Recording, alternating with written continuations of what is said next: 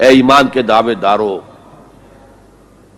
اللہ کا تقوی اختیار کرو جتنا کہ اس کے تقوی کا حق ہے، اور دیکھنا موت نہ آنے پائے مگر فرما برداری کی حالت میں۔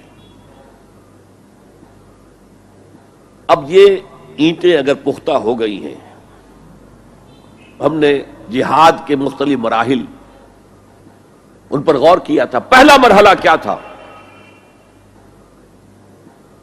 نفس امارہ کے خلاف جہاد، شیطان اور اس کی ذریت سلبی و مانوی کے خلاف جہاد، بگڑے ہوئے معاشرے کے جو پریشرز ہیں ان کے خلاف جہاد۔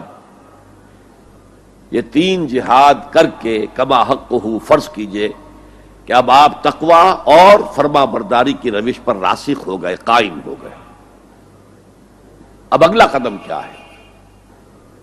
اب ان اینٹوں سے فصیل بنانی ہے۔ اینٹیں تو مضبوط ہو گئی، پوری طرح پک گئی، پختہ ہو گئی۔ وہ جو اقبال کہتا ہے کہ خام ہے جب تک تو ہے مٹی کا ایک انبار تو، اور پختہ ہو جائے تو ہے شمشیر بے زنہار تو۔ اور جس سے اکبر الہ آبادی نے بھی کہا ہے، اس سے بھی بہتر انداز میں کہا ہے، تو خاک میں مل اور آگ میں جل، جب خشت بنے تب کام چلے، ان خام دلوں کے عنصر پر بنیاد نہ رکھ، تعمیر نہ کر۔ اگر ساحل سمندر سے ریت لے کے گولا بنا لیں، وہ نم تو ہوتی ہے ریت، گولا بن جائے گا، پھر اسے شیشے پر بھی ماریں گے، شیشہ کھڑا رہے گا، ریت بکھر جائے گی۔ اسی گولے کو ذرا بھٹی میں ڈال کے پکا لو، روڑا بنا لو،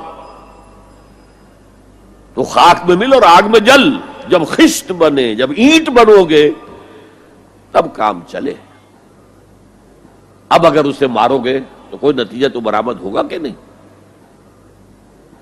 تو یہ پختہ افراد کی شخصیت کو پختہ کرنا، جو ہے کہ اجتماعی اس کو نظر انداز کرتی ہے، جیسا کہ میں نے عرض کیا تھا، پہلی منزل تعمیر نہیں کی، دوسری کے اوپر چڑھانا ہو گئے، دوسری ہے نہیں، تیسری جو ہے وہ ہوا کے اندر اس کی تعمیر ہو رہی ہے۔ ہماری بہت سی ناکامیوں کا اصل سبب یہ ہے۔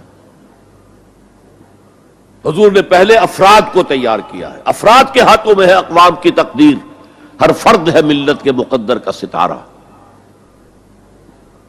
اور ہر حیت اجتماعی یا کوئی تنظیم ہو، کوئی جماعت ہو جو اسلام کی سربلندی کے لیے کام کرنا چاہیے، اسے سب سے پہلے پختہ کردار والے افراد تیار کرنے ہوں گے۔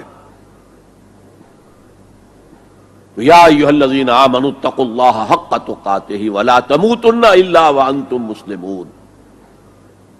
اب دوسرا نکتہ کیا ہے؟ ان کو جوڑنا ہے، اب اینٹوں کو جوڑنا ہے۔ And for that you need a cement substance۔ پچھلے زمانے میں چونا وغیرہ ہوتا تھا، چونے سے جوڑا جاتا تھا، آج کل سیمنٹ ہے۔ اگر یہ سیمنٹ سبسٹنس مضبوط ہے تو یہ فصیل اور دیوار مضبوط ہے، اگر یہ نہیں ہے تو چاہے اینٹیں پختہ ہو تب بھی سیلاب کا ریلا آئے گا، بہا کے لے جائے گا۔ اینٹوں کی پختگی کے ساتھ ساتھ ان کو جوڑنے والا مورٹر جو ہے اس کو بھی مضبوط ہونا چاہیے۔ اس لیے دوسرا نکتہ، یہ سہ نکاتی لائحہ عمل، 3 نکاتی لائحہ عمل۔ پہلا تقوی اختیار کرو اور اللہ تعالیٰ کی پوری فرما برداری اختیار کرو، کوئی لمحہ تمہارا نافرمانی میں نہ گزرے۔ اب واعتصموا بحبل اللہ جمیعا ولا تفرقوا، چمٹ جاؤ اللہ کی رسی کے ساتھ مل جل کر، اور تفرقے میں نہ پڑو۔ اعتصام عصمت سے بنا ہے، عصمت حفاظت کو کہتے ہیں۔ اعتصام حفاظت حاصل کرنا۔ جیسے آپ دیکھتے ہیں کہ کسی بچے کو اگر کوئی خوف لاحق ہو جائے، کوئی ڈرائے، وہ آئے گا، دوڑے گا، ماں کی گود میں آ کر ماں سے چمٹ جائے گا۔ وہ یہ سمجھتا ہے اپنے چھوٹے سے ذہن کے مطابق میں قلعے میں آ گیا ہوں۔ وَمَن يَعْتَصِم بِاللَّهِ فَقَدْ هُدِيَ إِلَىٰ صِرَاطٍ مُسْتَقِيمٍ۔ یہاں حبل اللہ نہیں ہے، جو اللہ کے ساتھ چمٹ جائے تو اس کی ہدایت تو ہو گئی صراط مستقیم کی طرف، اللہ سے جڑ جاؤ۔ سورہ حج کی آخری آیت کے بھی آخری الفاظ یہی ہیں، وَاعْتَصِمُوا بِاللَّهِ، فاقیموا الصلاۃ وآتوا الزکاۃ واعتصموا باللہ، وہ تمہارا پشت پناہ ہے. وہ مولاکم فنعم المولا ونعم النصیر، کیا ہی اچھا ہے وہ مولا، پشت پناہ، مددگار، حمایتی، کیا ہی اچھا ہے وہ مدد کرنے والا. تو وہاں پر بھی واعتصموا باللہ، وہی لفظ یہاں آیا ومن یعتصم باللہ فقد ہدی الی صراط مستقیم. اب یہاں سوال پیدا ہوتا ہے وہ حبل اللہ کون سی ہے؟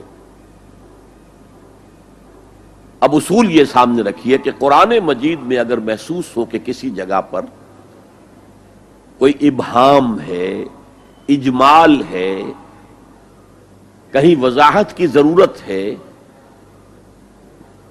تو یہ حق ہی نہیں فرض ہے محمد الرسول اللہ صلی اللہ علیہ وسلم کا کہ اس کو بیان کریں، واضح کریں، تبیین کریں.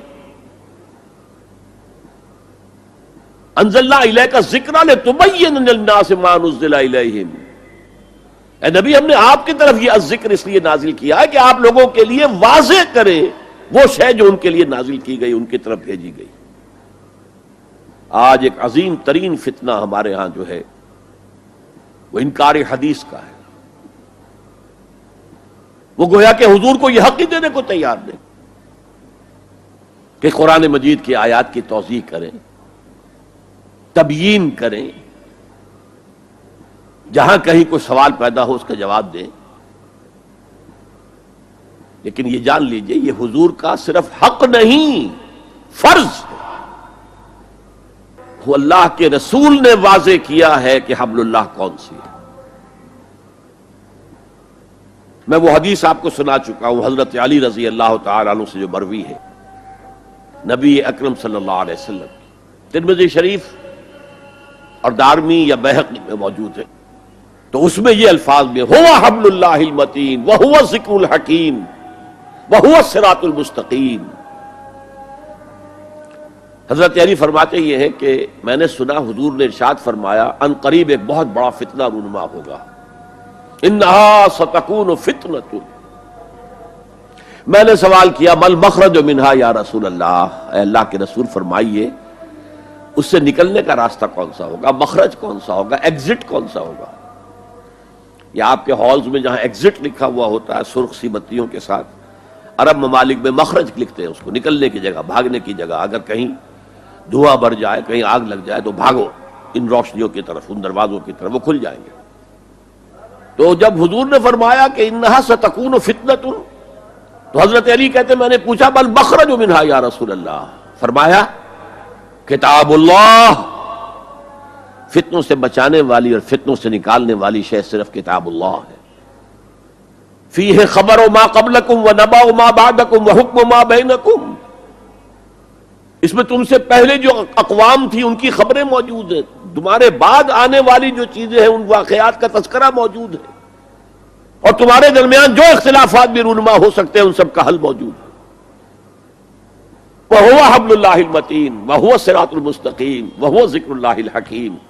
اور یہی تو ہے اللہ کی مضبوط رسی، اور یہی تو ہے الذکر. تم نے الذکر نہ معلوم کیا بنا لیے ہیں، کس طرح کے اذکار. سب سے بڑا ذکر الذکر، یوں سمجھیے دی ریممبرنس از قرآن. اور یہی صراط المستقیم ہے جس کی تم ہر نماز کی رکعت میں استدعا کرتے ہو، اہدنا الصراط المستقیم. یہ صراط مستقیم ہے تو صحیح. تو حبل اللہ قرآن ہے.